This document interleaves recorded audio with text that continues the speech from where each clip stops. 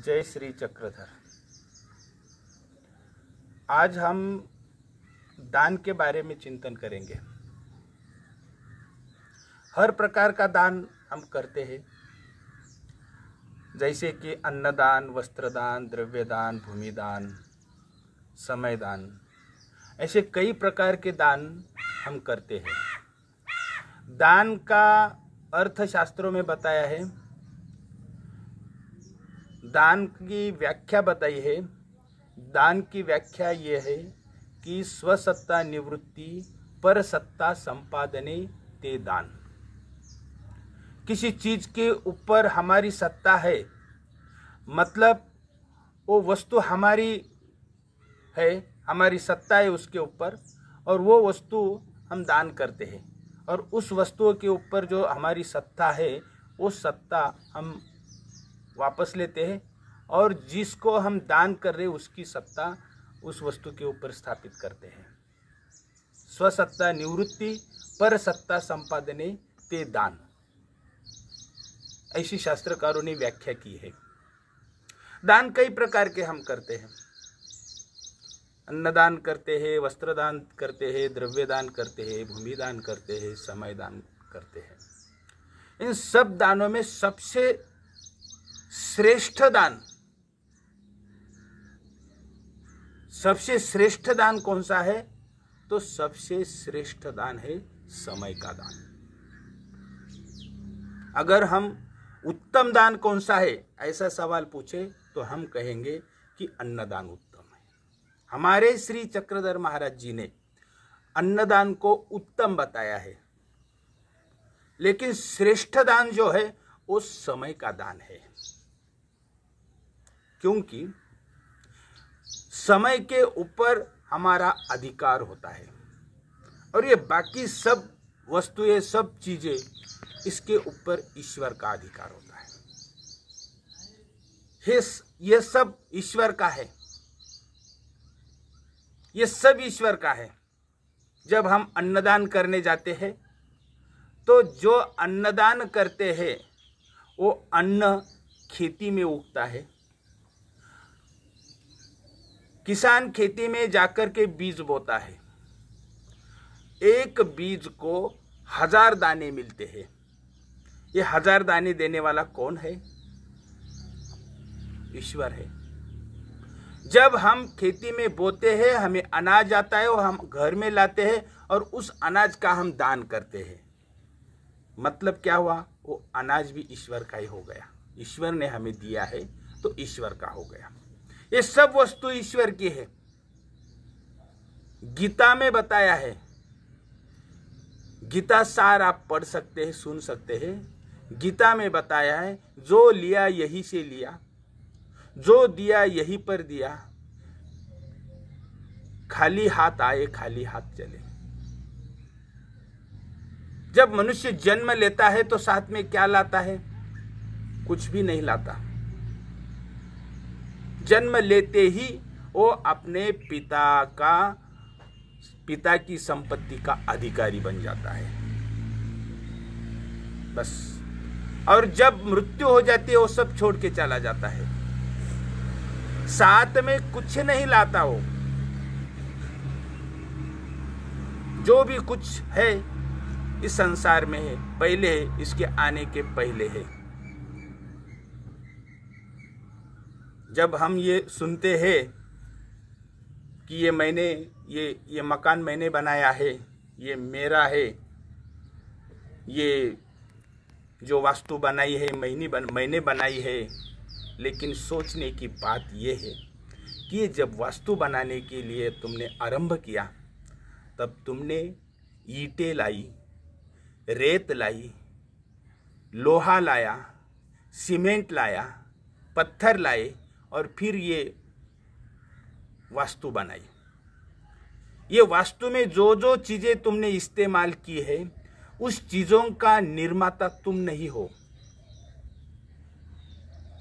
तुम्हारे जन्म के पहले ये चीजें यहाँ मौजूद थी, और तुम्हारे मृत्यु के बाद भी ये चीजें यहाँ मौजूद रहेंगी। ये इसके ऊपर हमारा अधिकार नहीं है। बस हमने इतना ही किया है कि हमने ज़्यादा भागदौड़ की, दूर दूर तक सफ़र किया और चीज़ें इकट्ठा की, संग्रह किया। हम कलेक्टर हो सकते, कलेक्शन करने वाले हो सकते हैं, लेकिन हम उसके मालिक नहीं होते हैं। इसके मालिक है परमेश्वर। ये सब परमेश्वर का है। और जब परमेश्वर प्रसन्न होकर के हमें देता है तब वो हमारा हो जाता है। और ये सब परमेश्वर का है। फिर हमारा क्या है? हमारा समय हमारा है, ये आयुष्य हमारा है, ये जन्म हमारा है। इसीलिए हमारे पास हमारे अधिकार का जो जन्म है, जो समय है, उसका दान करना ये सबसे श्रेष्ठ दान है। सर्वज्ञ श्री चक्रधर महाराज जी ने गुजरात में अवतार लिया, महाराष्ट्र आए, गांव गांव में गए, घरों घरों में गए और लोगों को भिक्षा मांगी। किस चीज की भिक्षा मांगी? क्या उन्होंने अन्नदान मांगा? परमेश्वर समर्थ, सब दुनिया का पालन करने वाला, आनंददाता, सर्वशक्तिमान, और वो परमेश्वर आकर के मनुष्य के पास आकर के उसको क्या अन्न की भिक्षा मांगेगा? ये कैसा संभव है? योगक्षेमम वहाम्यहम, सबका योगक्षेम चलाने वाला क्या अन्न के लिए भिक्षा मांगेगा और जीव उसको भिक्षा देगा? ये तो निमित्त है। जब श्री चक्रधर महाराज जी राहेर में गए और राहेर में जब भिक्षा मांग करके गांव में जब नदी के ओर चल रहे थे, जा रहे थे, तो रास्ते में सामने से एक अधिकारी आ रहा था और उस अधिकारी के कुछ सेवकों का धक्का श्री चक्रधर महाराज जी को लगा। श्री चक्रधर महाराज जी के हाथ में भिक्षान्न था और धक्का लगने से वो भिक्षान्न जमीन के ऊपर गिरा। श्री चक्रधर महाराज जी वहाँ बैठकर, वही रास्ते के बीच में बैठकर वो भिक्षा का अन्न भूमि से उठा रहे थे। तो उस अधिकारी ने देखा कि ईश्वर पुरुष तेजस्वी श्रीमूर्ति कितनी प्रसन्न है, कितनी सौंदर्यवान है, कोई तो भी महापुरुष है, और वो रास्ते में धूल में गिरे हुए अन्न पदार्थ उठा रहे हैं। तो वो भागे भागे आया, श्री चक्रधर महाराज जी को प्रणाम किया और कहा कि हे प्रभु, ये गिरी हुई भिक्षा आप क्यों उठा रहे हैं? चलिए मेरे घर चलिए, मैं आपको सुग्रास भोजन खिलाता हूँ, सम्मान के साथ आपको भोजन देता हूँ, मेरे घर चलिए, ये रास्ते में गिरे हुए अन्न, ये भिक्षा मत उठाइए। श्री चक्रधर महाराज जी ने उसके तरफ देखा। देखने का भाव ये था,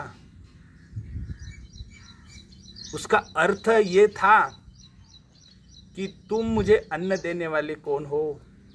मैं तो सब जगत का पालनहार हूँ, मैं सब जगत का अन्न योगक्षेम चलाने वाला हूँ, और तुम मुझे अन्न दे रहे? मुझे जो चीज़ चाहिए क्या वो तुम दे सकते हो? मुझे एक जन्म चाहिए तुम्हारा, क्या तुम दे सकते हो? तुम्हारे जीवन का समय मुझे चाहिए, क्या तुम दे सकते हो? नहीं, तुम नहीं दे सकते। ये दान मांगने के लिए मैं गांव गांव घर घर जा रहा हूँ। तुम जन्म नहीं दे सकते, अपना जीवन नहीं दे सकते, समय नहीं दे सकते। मुझे तो समय की भिक्षा चाहिए, मुझे जन्म की भिक्षा चाहिए। हे जीव, ऐसी अनंत जन्मे अपने व्यर्थ गवाई है, अनेक जन्म खोए हुए अपने। पिछले जन्म में तुम दर्जी थे, लोगों के कपड़े सीते सीते सिलाते सिलाते तुम्हारा पूरा जन्म चला गया। और किसी जन्म में तुम किसान थे, कृषि कर्म करते करते तुम्हारा जन्म चला गया। ऐसे कई जन्म तुमने इस संसार को दिए, परिवार को दिए और ऐसे एक जन्म मुझे चाहिए, क्या तुम दे सकते हो? श्री चक्रधर महाराज जी उसकी तरफ देखा महाराज जी ने, और उनके देखने का भाव ये था, मुझे तो जन्म चाहिए, समय चाहिए, तुम मुझे समय दे दो, मैं तुम्हें आनंद दूंगा, कैवल्य की प्राप्ति दूंगा, तुम जन्म नहीं दे सकते हो, क्यों मुझे घर लेके जा रहे हो? और श्री चक्रधर महाराज जी ने वो भिक्षा न उठाए, मौन, एक लफ्ज नहीं बोला, एक शब्द नहीं बोला उस अधिकारी को, बस उसके तरफ अर्थपूर्ण दृष्टि से देखे। देखने का भाव ये था कि तुम जन्म का दान मुझे नहीं दे सकते हो, समय का दान नहीं दे सकते हो, और क्यों मुझे घर ले जा रहे हो आपने? वो अधिकारी गिड़गिड़ाता रहा, घर चलने के लिए प्रार्थना करता रहा। श्री चक्रधर महाराज जी ने उसकी प्रार्थना स्वीकार नहीं की और वो अपना भिक्षा न उठा करके और नदी की तरफ चल पड़े। जो ईश्वर अवतार गांव गांव में, घरों घरों में गए, भिक्षा मांगना, ये तो अन्न की भिक्षा मांगना, ये तो निमित्त था, लेकिन उनको चाहिए था जीवन से, ये मनुष्य से जन्म का दान चाहिए था। एक जन्म मुझे दे दो, ये दान सबसे श्रेष्ठ दान है। और ये दान मांगने के लिए तो परमेश्वर अवतार लेकर के और मनुष्य जीवों के पास जाते हैं। और एक राजा मिला था श्री चक्रधर महाराज जी को लोनार में। लोनार में श्री चक्रधर महाराज जी उस तालाब के किनारे एक वृक्ष के नीचे बैठे थे, और वहां कान्हर देव राजा, सिंघन का कान्हर देव राजा वहां पहुंचा दर्शन के लिए। साथ में सेवक थे, भंडारी थे। श्री चक्रधर महाराज जी ध्यान मग्न अवस्था में थे, नेत्र लगाए हुए थे, जीवों का चिंतन कर रहे थे। और वो राजा आया, राजा ने श्री चक्रधर महाराज जी को प्रणाम किया। उसको ज्ञान था थोड़ा बहुत कि साधु संतों को, गुरुजनों को अगर दर्शन करना है तो कुछ तो भी उनको दान करना चाहिए। रिक्त हस्तों से कैसे दर्शन किया जाए? रिक्त हस्ते न पश्यन्ति राजा नाम देवता गुरु, तो इनको दान तो करना चाहिए।